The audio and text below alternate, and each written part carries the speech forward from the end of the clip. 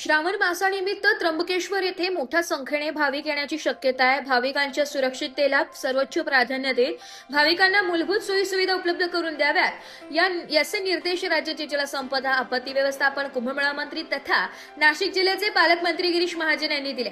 जिल्हाधिकारी कार्यालयाच्या मध्यवर्ती सभागृहात आज दुपारी आपत्ती व्यवस्थापन प्राधिकरणाची बैठक आयोजित करण्यात आली होती। त्यावेळी ते बोलत होते।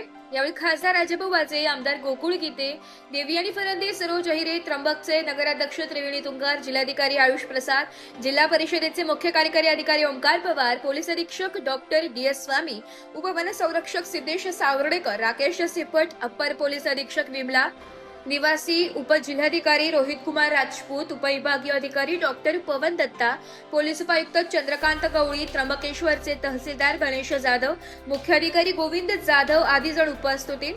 पालकमंत्री महाजन यांनी सांगितले की श्रावण सोमवार निमित्त भाविक ब्रह्मगिरीला प्रदक्षिणा घालतात। या पार्श्वभूमीवर या मार्गावर आरोग्य पथके नियुक्त करावेत, स्वच्छता गृह शौचालयांची व्यवस्था करावी, ठिकठिकाणी दिशादर्शक फलक लावावेत, गंगाद्वार येथे रुग्णवाहिका आरोग्य पथक राहील याची दक्षता घ्यावी, वाहनतळांची ठिकाणी वीज, पाणी, स्वच्छतागृहे, आरोग्य पथके उपलब्ध करून द्यावीत।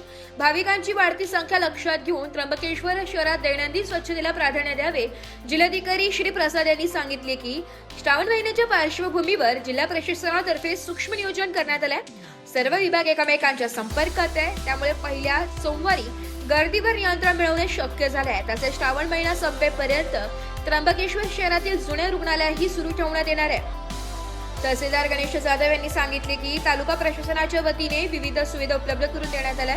5,000 भाविकांच्या क्षमतेचा मंडप घालण्यात येणार आहे असेही त्यांनी सांगितले। यावेळी आमदार श्रीमती अहिरे, नगराध्यक्ष श्रीमती तुंगार यांनीही विविध सूचना केल्या। रिपोर्ट नाशिक लोकशाही न्यूज नाशिक।